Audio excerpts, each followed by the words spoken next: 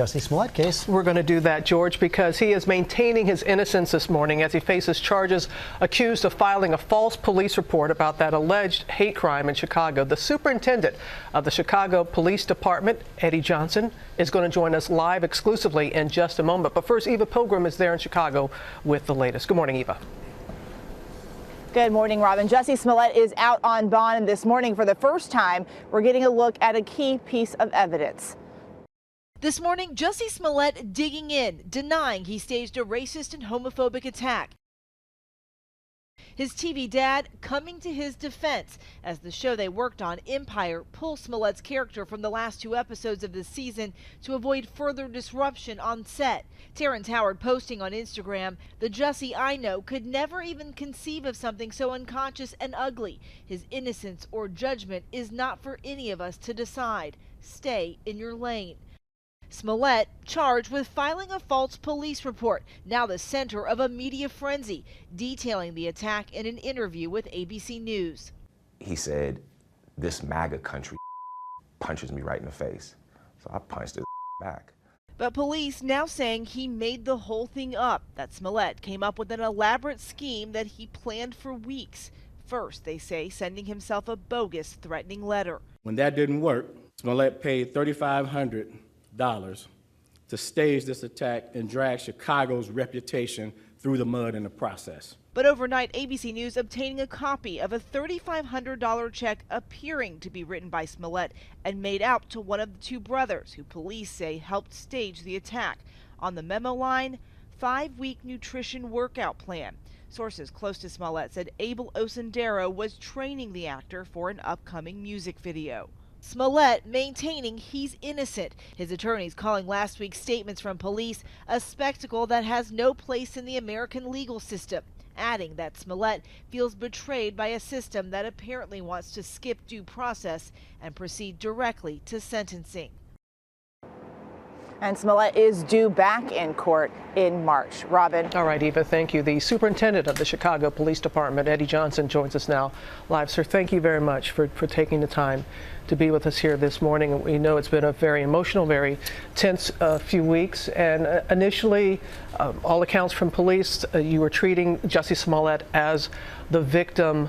When did it turn from being a possible hate crime to a possible hoax? So let me just put this out there first and foremost, that right now he still has the presumption of innocence, until he has his day in court. So what happened, when at the very beginning, when he explained and gave his version of events to us, he described it to us and we treated it like a hate crime. One of the things that I think is important to recognize is although the 2 attackers were masked, he was able to say he could see around their eyes that they were white-skinned, or at least the one guy was a white-skinned person. So that's how we approached it. The entire time that we investigated the incident, he was treated like a victim. As you know, we picked up the 2 individuals after we identified who they were. We were waiting for them at O'Hare Airport when they came back from overseas. We took them in and started talking to them. Now, we were legally able to hold them for 48 hours, and I refused to let CPD characterize him as a suspect unless we had concrete evidence. The 47th hour that we had those 2 individuals in custody is when it changed. What changed in that 47th hour? So we had gathered up a lot of evidence and facts before then, but what changed was that they then became cooperating witnesses. Was there a reason why they became in the 47th hour that they decided to do that? Well, we worked very closely with their lawyer, and their lawyer went in there and talked to him, and whatever she said to him apparently got through to him to just tell the truth about what happened. And that's what they decided to do.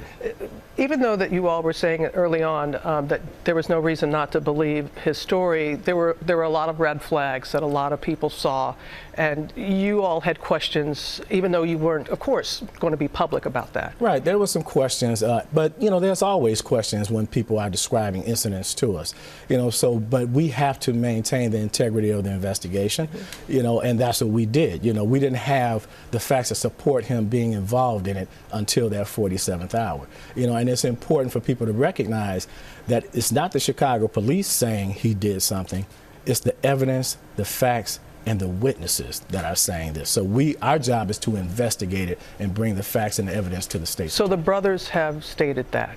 Correct.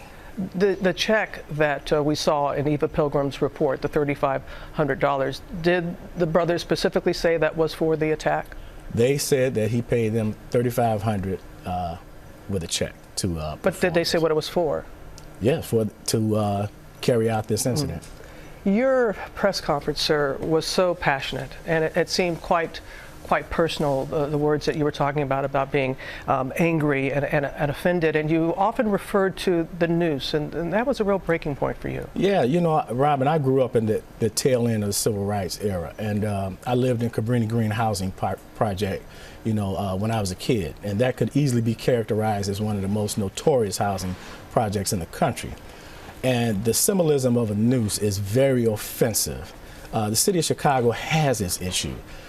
The Chicago Police Department has its issues with racism and excessive force and all of that. And I'm acutely aware of that. But we didn't earn this particular incident.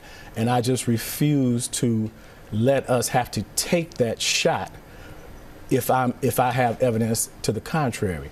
So I just want people to understand that's a damaging thing to do to a city and to a police department. You know, so it's my responsibility to ensure that the record gets set straight. Yeah, you were upfront about the issues within the Chicago Police Department when it comes to race relations and the mistrust from some in the public. So how do you address that going forward? So, you know, something like this can be really damaging. We've made a lot of progress in the last 3 years since I've been superintendent in terms of race relations. Are we where we want to be? Of course we're not. But we're heading in the right direction. And there's a lot of things that have occurred in the city to let me know that. But I just hope people don't judge other folks that are victims of these types of crimes, because this is just one particular incident, and that's the damaging part of it. You damage a city's reputation where we don't need any help with that. We really don't.